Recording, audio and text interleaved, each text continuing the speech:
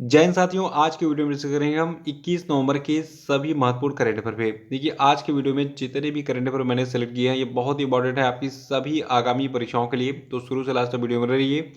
और देखिए, इस वीडियो को पूरा देखने के बाद आप इसकी पीडीएफ फाइल जो है उसको भी डाउनलोड कर सकते हैं डिस्क्रिप्शन बॉक्स में, और हमारे टेलीग्राम चैनल में जो है इस वीडियो के पीडीएफ की लिंक मिल जाएगी। देखिए, टेलीग्राम चैनल को अगर आपने ज्वाइन नहीं किया तो लिंक दी गई है डिस्क्रिप्शन बॉक्स में, वहाँ पे क्लिक कीजिए और इसको ज्वाइन कर लीजिए। और जो लोग नए हैं वो चैनल को सब्सक्राइब करके बेल आइकन जरूर प्रेस कर देंगे ताकि आने वाले सभी वीडियोस का नोटिफिकेशन आपको ऑटोमेटिक मिल जाए। और वीडियो को पहले लाइक कर दीजिए और उसको शेयर भी कर दीजिए ताकि और भी लोग इस सेशन से जुड़ सकें। चलिए शुरू करते हैं इस वीडियो को। देखिए, आज के करंट अफेयर का पहला प्रश्न है कि वर्ल्ड चिल्ड्रंस डे, जिसको विश्व बाल दिवस कहते हैं और सार्वभौमिक बाल दिवस भी कहते हैं, ये कब मनाया जाता है? तो देखिए, सार्वभौमिक बाल दिवस यानी कि विश्व बाल दिवस जो है ये आपका 20 नवंबर को हर साल मनाया जाता है। और जो आपका विश्व बाल दिवस है ये पहली बार 1954 में सार्वभौमिक बाल दिवस यानी कि यूनिवर्सल चिल्ड्रंस डे के रूप में स्थापित किया गया था और प्रत्येक वर्ष 20 नवंबर को मनाया जाता है। देखिए, ये आपका विश्व बाल दिवस है। एक आपका भारतीय बाल दिवस भी होता है। आपको मैं बस हिंट दूंगा। देखिए, पंडित जवाहरलाल नेहरू जो है ये इससे संबंधित है विश्व क्या नाम है भारतीय बाल दिवस से। तो बाल दिवस भारत में कब मनाया जाता है ये आपको आज कमेंट बॉक्स में बताना है। नहीं पता है तो आप 15 नवंबर का जो है वीडियो देख लीजिएगा, उसमें आपको सारे उत्तर मिल जाएंगे मेरे प्रश्नों के। ठीक है, तो कमेंट बॉक्स में बताइए कि भारतीय बाल दिवस कब मनाया जाता है। और यहाँ पे जो मैं बता रहा हूँ याद रखिएगा, विश्व बाल दिवस जिसको सार्वभौमिक बाल दिवस भी कहते हैं यानी कि वर्ल्ड चिल्ड्रंस डे भी कहते हैं, ये 20 नवंबर को मनाया जाता है। इस दिवस को मनाया कब गया था पहली बार? देखिए, जो आपका विश्व बाल दिवस है ये पहली बार 1954 में मनाया गया था, इसको याद रखना है। ठीक है, और ये 1989 की तारीख भी है जब संयुक्त राष्ट्र महासभा ने बाल अधिकारों पर कन्वेंशन को अपनाया था। अगला है कि लाल सलाम एक उपन्यास किसके द्वारा लिखा गया है उपन्यास है? पहला उपन्यास है। ठीक है, देखिए, अभी हाल ही में स्मृति ईरानी, ठीक है, जो कि केंद्रीय महिला और बाल विकास मंत्री भी हैं, तो इन्होंने एक उपन्यास लिख डाला। उपन्यास का नाम क्या है? लाल सलाम एक उपन्यास। तो ये इनका पहला उपन्यास भी है, इसलिए एग्जाम के लिए इंपॉर्टेंट भी है। और ये थोड़ा सा चर्चा में रहती है, इसलिए इनके उपन्यास का महत्व भी बढ़ जाता है। ठीक है, याद रखिएगा, स्मृति ईरानी जो कि केंद्रीय महिला और बाल विकास मंत्री हैं, इनका पहला उपन्यास आ चुका है। और ये उपन्यास जो है ये अप्रैल 2010 में छत्तीसगढ़ के दंतेवाड़ा में माओवादी हमले के दौरान 76 केंद्रीय रिजर्व पुलिस बल यानी कि सीआरपीएफ के जवानों की हत्या से प्रेरित है। और ये पुस्तक उन लोगों को श्रद्धांजलि है जिन्होंने राष्ट्र को अपनी जीवन भर सेवा दी है। और देखिए, जब ये हमला हुआ था 2010 में छत्तीसगढ़ के दंतेवाड़ा में, तो मेरे भाई साहब की पोस्टिंग भी वहीं पे थी, तो हम लोग काफ़ी डर गए थे। लेकिन हमें जो है नाज है कि हमारे भाई साहब उस समय जो है जो उग्रवादी थे वहाँ पे माओवादी थे उनसे लड़ रहे थे। तो देखिए, काफ़ी अच्छा मूवमेंट होता है। बहुत सारे लोग होते हैं जिनके अंदर देशभक्ति की फीलिंग होती है, वो अपनी जान को जोखिम में डालकर जो है देश की रक्षा करते हैं। तो सलाम है ऐसे वीर जवानों को जिनकी वजह से आज हम अपने घरों में सुरक्षित चैन की नींद सो पाते हैं। और वो लोग अपने परिवार को छोड़कर जो है सीमाओं पर तैनात होकर हमारे देश की रक्षा करते हैं। तो उन सभी को एक बार फिर से मेरी तरफ से जय हिंद।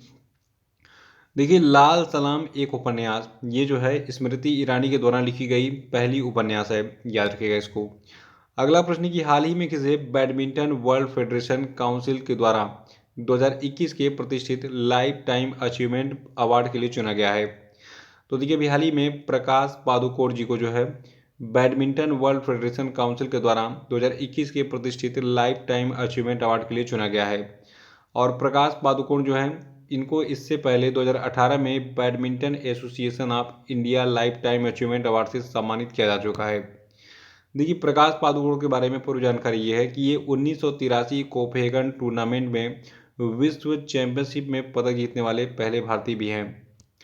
और देखिए, जो आपका बैडमिंटन वर्ल्ड फेडरेशन है जिसने प्रकाश पादुकोण को जो है लाइफ टाइम अचीवमेंट अवार्ड दिया है, इसके बारे में जान लीजिए।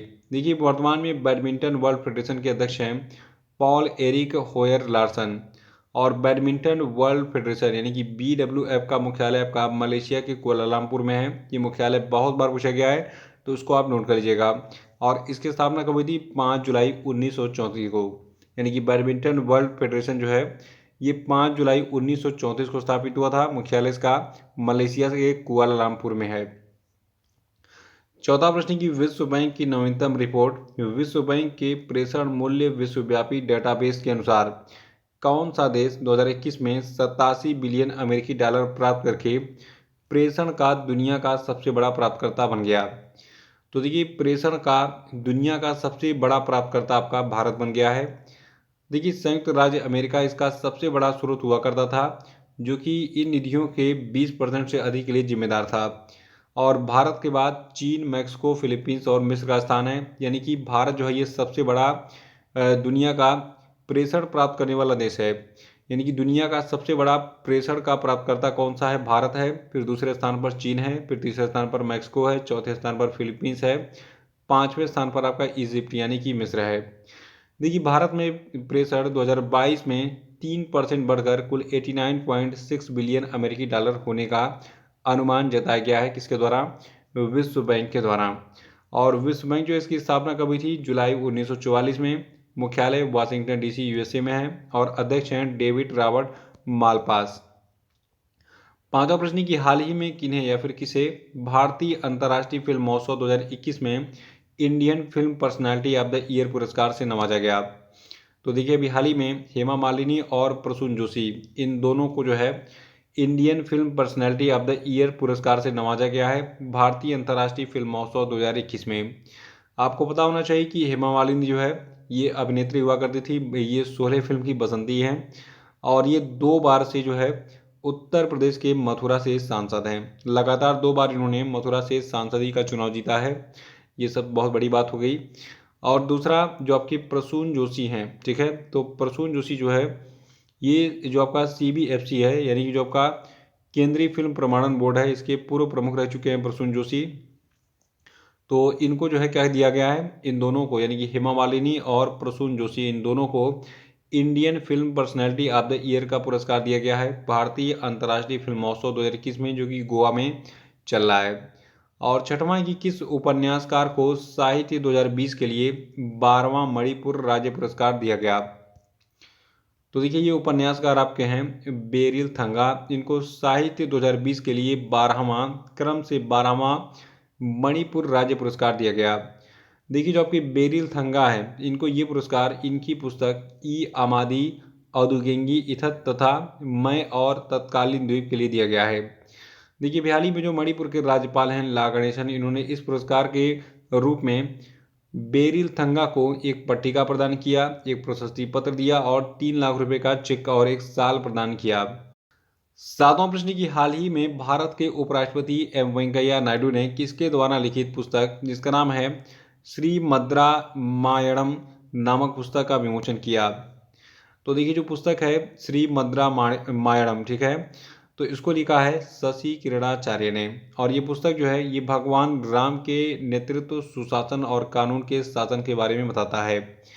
और ये जो शशि किरणाचार्य की पुस्तक जो आपकी है जिसका नाम है श्री मद्रा मायणम, ठीक है, तो इसमें इन्होंने युवाओं के बीच में विभिन्न भारतीय भाषाओं के साहित्यिक कार्यों और काव्य कार्यों को लोकप्रिय बनाने की आवश्यकता को भी रेखांकित किया है। ये चीज़ याद रखिएगा। और इस पुस्तक में क्या किया गया है? भगवान राम के नेतृत्व, सुशासन और कानून के शासन के बारे में बताया गया है शशि किरणाचार्य के द्वारा।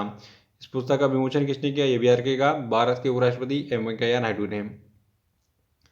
अगला कि हाल ही में भारतीय स्टेट बैंक ने भारत में फुटबॉल को बढ़ावा देने और समर्थन करने के लिए किसके साथ में समझौता किया है? तो देखिए, भारतीय स्टेट बैंक जो है इसने भी हाल ही में फुटबॉल को बढ़ावा देने के लिए भारत में और समर्थन करने के लिए जमशेदपुर फुटबॉल क्लब के साथ समझौता किया है। देखिए, भारतीय स्टेट बैंक ने भारत में फुटबॉल को बढ़ावा देने के लिए जो आपकी ये जमशेदपुर फुटबॉल क्लब है, जो कि टाटा स्टील की पूर्ण स्वामित्व वाली सहायक जमशेदपुर फुटबॉल क्लब है, ठीक है, तो इसके साथ एक रणनीतिक समझौते पर हस्ताक्षर किया है। और फुटबॉल के खेल में SBI का यानी कि स्टेट बैंक ऑफ इंडिया के द्वारा ये अपनी तरह का पहला समझौता है। और इस समझौते के माध्यम से स्टेट बैंक ऑफ इंडिया जो आपका JFC है यानी कि जो आपका जमशेदपुर फुटबॉल क्लब है, इसके प्रमुख प्रायोजक यानी कि स्पॉन्सरों में से एक बन जाएगा, जिससे जर्सी पर SBI का लोगो होगा। यानी कि अब आपको जो है जमशेदपुर फुटबॉल क्लब के जर्सी पर यानी कि T-शर्ट पर आपको जो है लोगो किसका दिखेगा? स्टेट बैंक ऑफ इंडिया का।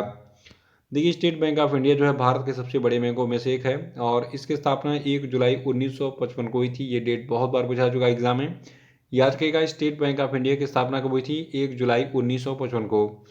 इसका मुख्यालय आपका मुंबई में है। अध्यक्ष हैं दिनेश कुमार खाराप। नवा प्रश्न की विश्व में जूते और चमड़े के वस्त्रों के उत्पादन में भारत का कौन सा स्थान है? तो देखिए विश्व में जूते और चमड़े के वस्त्रों के उत्पादन में भारत का दूसरा स्थान है।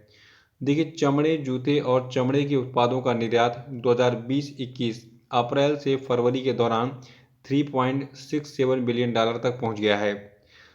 तो ये थे आपके आज के सभी महत्वपूर्ण करंट अफेयर और अब हम बात करेंगे आज के सभी क्वेश्चन अपडेट पे। तो पहले वीडियो को लाइक कर दीजिए, फिर आगे बढ़ते हैं। देखिए आज क्वेश्चन अपडेट का पहला प्रश्न आपके लिए कि विश्व शौचालय दिवस कब मनाया जाता है? तो इसका आंसर बताइए। नहीं पता तो कल का वीडियो देख के उसको रिवाइज कर डालिएगा। दूसरा प्रश्न आपके लिए कि भारत में राष्ट्रीय नवजात शिशु सप्ताह यानी कि नेशनल न्यू बॉर्न वीक कब मनाया था? बताइए। तीसरा कि विश्व एंटी माइक्रोबियल जागरूकता सप्ताह कब से कब तक मनाया जाता है, मनाया गया? बताइए। और चौथा है कि ट्राइफेड यानी कि tribal cooperative marketing development federation of India आदि महोत्सव का ब्रांड एम्बेसडर कौन बना? बताइए इनका नाम। पांचवा कि हाल ही में किस संस्था को दुनिया की सबसे ऊंची परिवहन योग्य सड़क बनाने पर गिनीज वर्ल्ड रिकॉर्ड का प्रमाण पत्र मिला है? बताइए। और अब हम बात करेंगे कल के पूछे गए सभी क्वेश्चन अपडेट के क्षेत्रों की। देखिए का पहला प्रश्न है कि कर्नाटक सरकार ने किस दिवंगत एक्टर को मरणोपरांत कर्नाटक रत्न पुरस्कार से सम्मानित करने की घोषणा की है? तो ये एक्टर आपके हैं पुनीत राजकुमार। दूसरा था कि पश्चिम बंगाल सरकार ने घर घर राशन पहुंचाने हेतु किस नई योजना की शुरुआत की है? तो इनका नाम है दुआरे राशन योजना, इस योजना का। और अगला था कि राष्ट्रीय प्राकृतिक चिकित्सा दिवस यानी कि नेशनल नेचुरोपैथी डे कब मनाया जाता है? तो ये 18 नवंबर को मनाया जाता है। चौथा था कि विश्व दर्शन दिवस कब मनाया जाता है? तो इसको नवंबर के तीसरे गुरुवार को मनाते हैं। पांचवा था कि हाल ही में केंद्र सरकार ने किस राज्य के लिए नए राज्य सैनिक बोर्ड को मंजूरी दी? तो ये राज्य आपका लद्दाख है। तो इसी के साथ ये वीडियो समाप्त होता है। जय हिंद, जय भारत।